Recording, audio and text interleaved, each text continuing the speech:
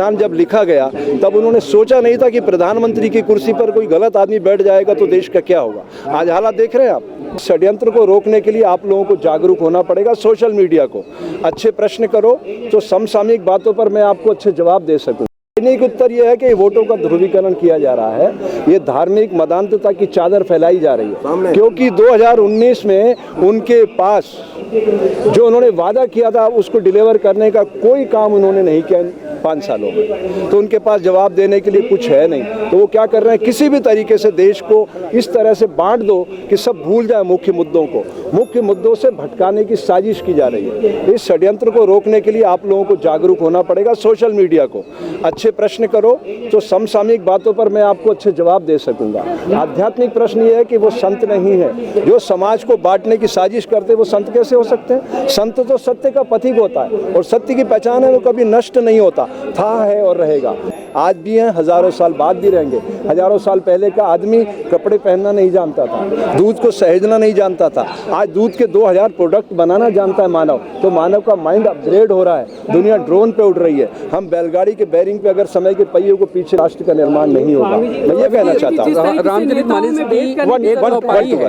रामचरितमानस की एक चौपाई है, जिस चौपाई पे लेके आजकल विवाद हो रहा है और उस चौपाई का अर्थ सबको पता है, लेकिन उसके बावजूद भी कुछ लोग हमें भ्रमित करने का प्रयास।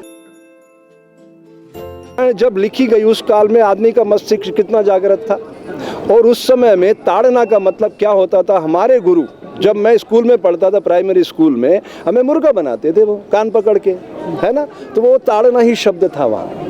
तो समय के साथ चीज़ें बदल जाती है, लेकिन मैं ये कहता हूँ भारतीय संविधान, देश का पंत प्रधान मानसिक रूप से बीमार है, वो उच्चहीनता से ग्रसित है, उसे मानसिक चिकित्सा की जरूरत है। जिस दिन वो मानसिक चिकित्सा करा लेगा उसको लग जाएगा कि मेरे देश के नागरिकों के प्रति मेरा क्या कर्तव्य है। तो अगर स्वामी प्रसाद मौर्य जी ने ये वक्तव्य दिया है इस चौपाई को लेके, तो उसको आप किस दृष्टि से देखते हैं?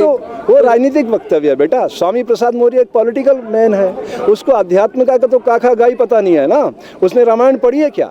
रामायण के अंदर 2 साखियों से मैं पूरे रामायण का भेद बता देता हूँ समाज को। पहला, निर्मल मन जन सो मोहि पावा, मोहि कपट छल छिद्र न भावा। अगर तुम मुझे देखना चाहते हो तो छल छिद्र कपट सब हटाना पड़ेंगे दिमाग से, मल रहित होना पड़ेगा।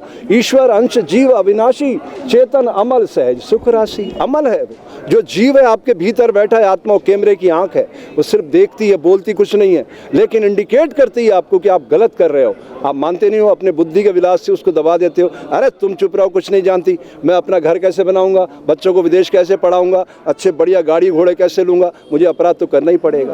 तो हमारा प्रोग्राम है अपराध से अध्यात्म की ओर। उसमें धर्म क्या है, ध्यान से सुनो।